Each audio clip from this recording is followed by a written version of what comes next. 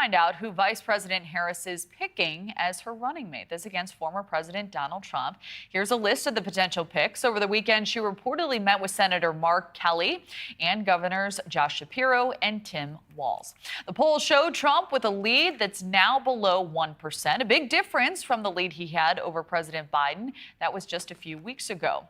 To discuss where the race stands, we are joined by our panel of undecided voters: Democrat Rhonda Fulgenetti, Republican Mitch Robson, and Independent Daryll Triplett. Wonderful to have you all. Thank you for being here. Daryll, I'd like to start with you. In your view, which potential VP pick would add the most momentum, do you think, to the Harris ticket? Who would earn your vote?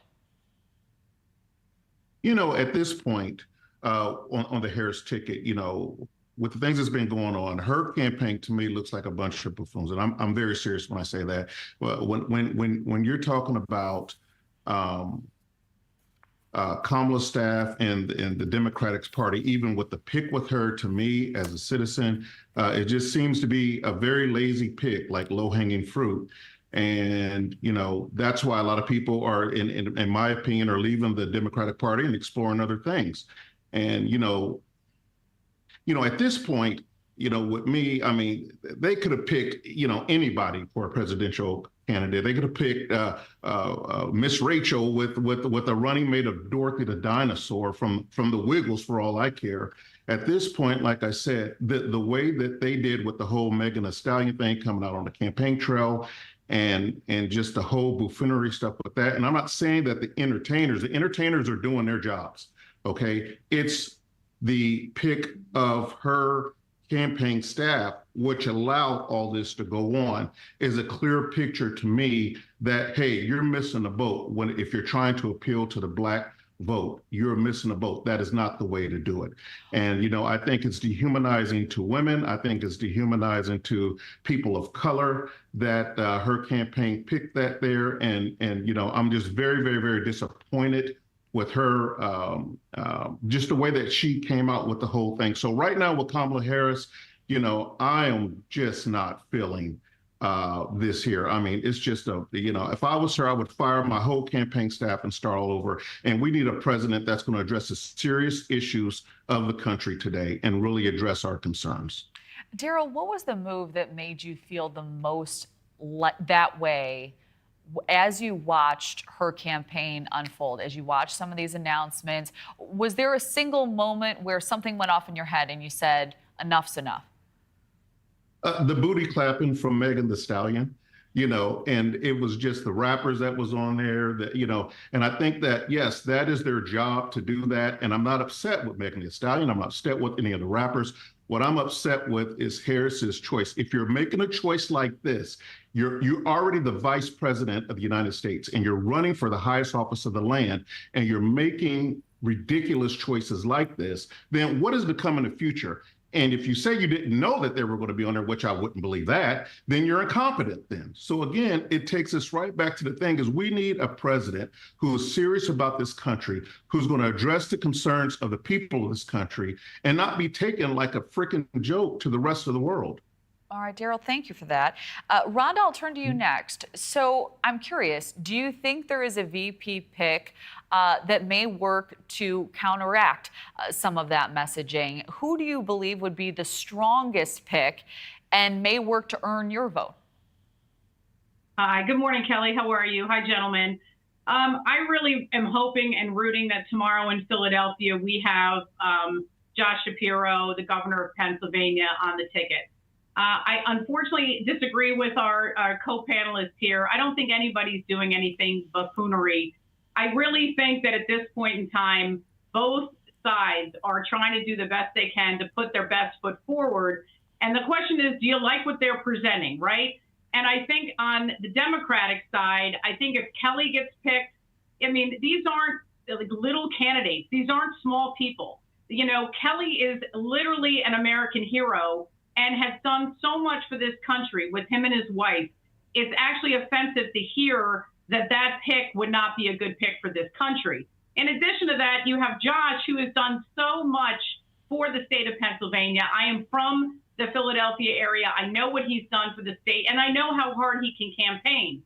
So I really believe that either one of those choices in my book would propel the Harris campaign to where they need to go, and we could address the issues we wanted to address. My biggest concern about Josh is probably, we have a very big divide right now between the Palestinian contingent and the Jewish contingent. And how does his religion and his faith factor into that? Should it even factor into that? But unfortunately, we need to discuss it. But just bringing it back home to you, I really think that out of this, the candidates that are remaining left, the viable candidates, we have two really strong men who have been devoted to the country for a very long time. And you contrast that with J.D. Vance, who is calling women who can have children or women who choose to not have children cat ladies. I think if there's buffoonery going on, it's on the other side right now. And as an undecided voter, it's very, very hard to weed through how both sides can't get this right.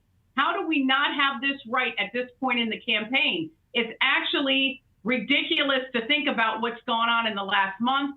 I mean, I'm glad that the Democratic ticket kind of cleaned up the ticket.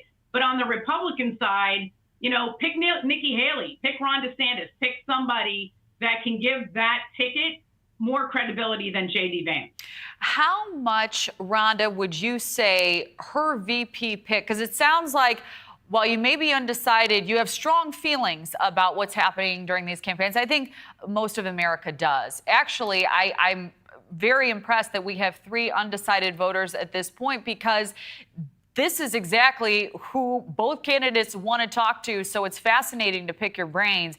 Rhonda, would there be a VP choice who you would say on the table now for Harris that you would say, if she goes this way, I'm going to support the other side? I would have to say Kelly. I just think Kelly is just like really what he's done for the country and what he puts forward would probably, swing me that way. Having said that, I love Josh Shapiro. I think he would be a good candidate as well. But if you take a look at Kelly, his record, his demeanor, for all that's holy, I really think we need somebody who has some calmness in this campaign. I think the country needs that. And I think Kelly could give us that. And his life experience and what he's been through and what his wife has been through just adds to his credibility and adds to the commitment he has. I mean, after Trump's assassination attempt, you would think that maybe Kelly would be afraid to do this. And after what his wife went through, you'd be afraid that that family would not want to give back to the country in this way. But the fact that he's willing to do it, I think will sway people across the aisle like me who are undecided, like all across the country. I think he could make a difference.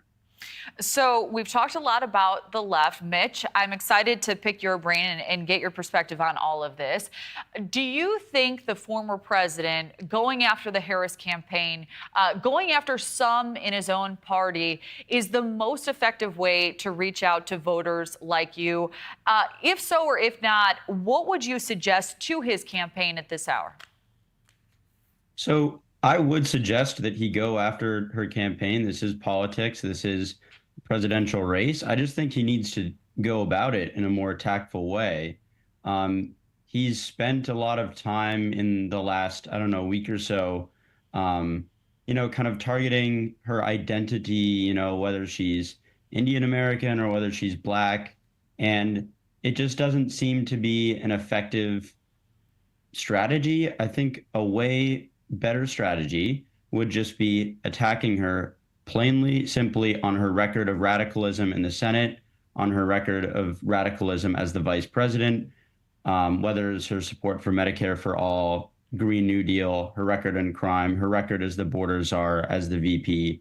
I mean, Trump has the luxury, I think, in this election cycle of being able to appeal to the median voter in saying, you're with me on these issues more than you're with her. Not every election cycle does the Republican have the ability to do that. Oftentimes, the median voter just ideologically is going to agree more with the Democrat. But Trump, not in every issue, but in aggregate, Trump has her beat on the issues in terms of what voters care about, immigration, the economy. So if he just sticks to that and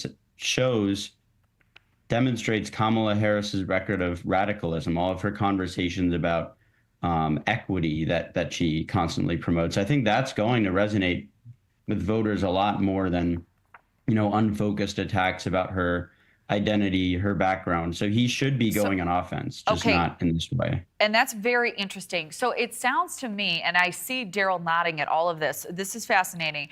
When you say that, Mitch, when you say that he is winning on all of these issues, and I apologize, we're a bit short on time, why are you still saying that you're an undecided voter if you feel like he is the clear winner on the issues? Is it style points that make you fearful of voting for Donald Trump to be the next president of the United States? And if so, what concerns you the most about him holding that high office once again? I guess I'm mainly concerned that while I do think he has her beat on a lot of the core issues, I'm mainly concerned that he's going to be a repeat of his first term when it comes to issues like the national debt, when it comes to spending. I do want to see a president who is genuinely governing with a conservative agenda when it comes to the budget, when it comes to trying to address the national debt. And I think, Trump did not show that he is capable through one term of doing that. I am optimistic that maybe if he surrounds himself with better people, he can do better, but I'm not optimistic about that. Daryll, I'm going to give you final thoughts here. We only have about a minute left. What do you make of what Mitch just said? I see you nodding. I see you reacting to it. What are your thoughts? Well, to me, we've always had a deficit problem since the beginning of time.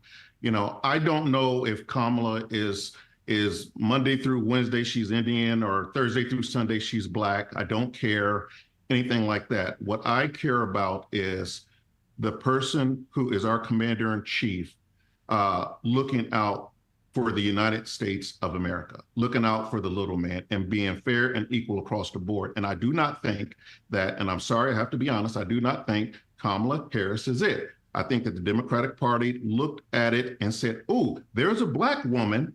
Let's throw her in because I think she's the only one that could be able to possibly beat Trump. And then not looking at it as, would she be a good fit for the people, the taxpayers of the United States of America? Yeah, there is some room for Trump to improve on, absolutely. But in whole, as being an undecided voter, I could tell you right now, she doesn't have my vote yet. And I don't know that she will. Oh, these conversations are so eye-opening. I wish we had more time. Rhonda, Mitch, Daryll, thank you all for joining us. We hope to see you again soon.